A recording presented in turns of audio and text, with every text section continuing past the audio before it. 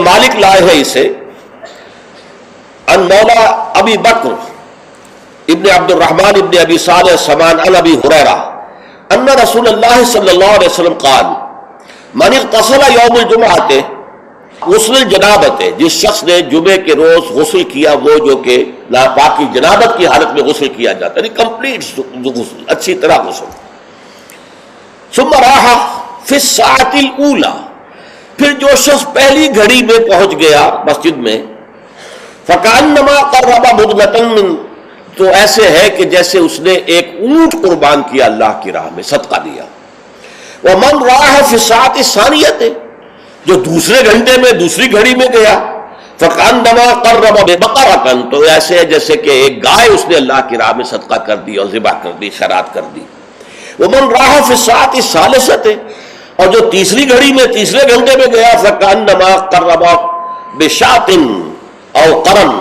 پھر یہ اس کے برابر ہوگا کہ گویا کہ کسی نے ایک بکری اللہ کی راہ میں ذبح کر دی، صدقہ کر دی، یا کوئی میڈھا کر دیا. ومن راح فی الساعۃ السابعۃ، اور جو گیا چوتھے گھنٹے میں چوتھی گھڑی میں، فکأنما قرب دجاجۃ، تو یہ اس کے برابر ہے کہ گویا کہ اس نے ایک مرغی جو ہے اللہ کی راہ میں دے دی، خیرات کر دی. ومن راح فی الساعۃ الخامسۃ، اور جو پانچویں ساعت میں گیا، فکأنما قرب بیضۃ، تو وہ ایسے ہے گویا کہ اس نے ایک انڈا اللہ کی راہ میں خیرات کر دیا. فإذا خرج الامام، تو جب امام نکل آئے، حضرت الملائکہ یسمعون الذکر، تو اب فرشتے، ایک اور روایت میں الفاظ آئے ہیں جو فرشتے بیٹھے ہوتے ہیں حاضری درج کرنے کے لیے، فلاں آ گیا، فلاں آ گیا، یہ چوتھی ساتھ میں آیا، یہ تیسری میں آیا، یہ دوسری میں آیا، یہ پانچویں میں آیا. تو فرشتے اپنے وہ رجسٹر بند کر کے، اور وہ خود الذکر، یعنی وہ جو امام اور خطبہ دیتا ہے وہ الذکر ہے، اس خطبے کی طرف وہ ہمتن متوجہ ہو جاتے ہیں.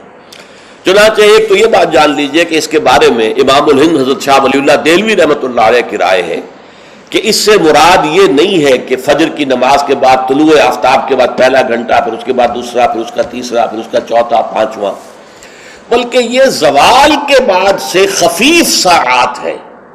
یعنی زوال سے وقت شروع ہوا، سورج جو ہے وہ نصف النہار سے ذرا ڈھلکا لدنو کی شمس، تو اس کے ساتھ جمعے کا وقت شروع ہو گیا. تو اس وقت سے پہلی ساعت، دوسری ساعت، گویا کہ یہاں ساعت سے مراد گھنٹہ نہیں ہے بلکہ کوئی اور لطیف قسم کا پیمانہ وقت کا ہے. یہ شاہ ولی اللہ کی رائے ہے جو انہوں نے اپنی مصفہ میں بھی اور مصوہ میں بھی، شاہ ولی اللہ کے نزدیک بڑی اہم کتاب جو ہے حدیث کی وہ موطا ہے. انہوں نے اس کی ایک شرح فارسی میں لکھی ہے اور ایک شرح عربی میں لکھی ہے. تو ان دونوں میں انہوں نے یہ رائے ظاہر کی، لیکن بہت سے علماء کی رائے ہے کہ نہیں، جو ہمارا ساعات کا نظام ہے اسی پر اس کو شمار کیا جائے گا. لیکن اس پر بھی اجماع ہے کہ جو اس کے بعد بھی آتا ہے جمعہ تو اس کا بھی ہو جائے گا، جمعے کی فضیلت سے اسے کوئی حصہ نہیں ملے گا، جمعے کی برکات سے اسے کوئی حصہ نہیں ملے گا، جمعے کا جو خاص مقام اور مرتبہ ہے اس کی حیثیت سے وہ محروم رہے گا. لیکن جہاں تک فرضیت جمعہ ہے، وہ اس فرضیت جمعہ جو ہے وہ اس کی طرف سے ادا ہو جائے گا.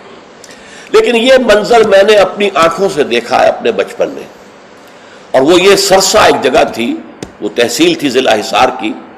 وہاں میری بسم اللہ ہوئی، پھر وہ نورانی قاعدے سے ہماری تعلیم شروع ہوئی. تو جس مسجد میں یہ سارا کام ہو رہا تھا، بڑے مرکزی مقام پر وہ مسجد تھی. کبھی کبھی اب بھی مجھے خواب میں وہ مسجد آتی ہے، اور اس مسجد میں جمعے کے دن میری اپنی جو مشاہدے کی بات ہے کہ یوں سمجھیے اشراق کے بعد سے لوگوں کی آمد شروع ہو جاتی تھی،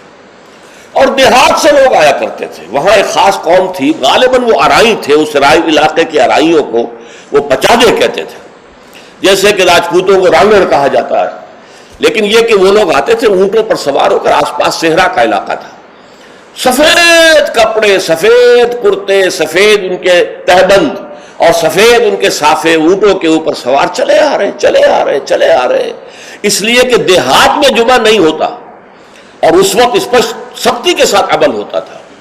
کہ اصل میں جمعہ جو ہے وہ شہر میں ہے. تو وہ آتے تھے اور مسجد جو ہے وہ صبح ہی سے بھر جاتی تھی. کہیں ایک جگہ کوئی شخص کھڑا واز کہہ رہا ہے، کچھ لوگ اس کے گرد جمع ہے، کہیں کوئی شخص بیٹھے ہوئے قرآن خود ہی پڑھ رہا ہے، کوئی نوافل پڑھ رہا ہے. یہ نقشہ میں نے اپنی آنکھ سے دیکھا ہے، بچپن کا یہ نقشہ. اب وہ معاملہ ختم ہو گیا، بالکل ختم ہو گیا. اب تو بھاگ دوڑ کر کے جو ہے وہ لوگ جمعے میں پہنچتے بھی اس وقت ہیں جبکہ وہ عربی کا خطبہ شروع ہونے والا ہو.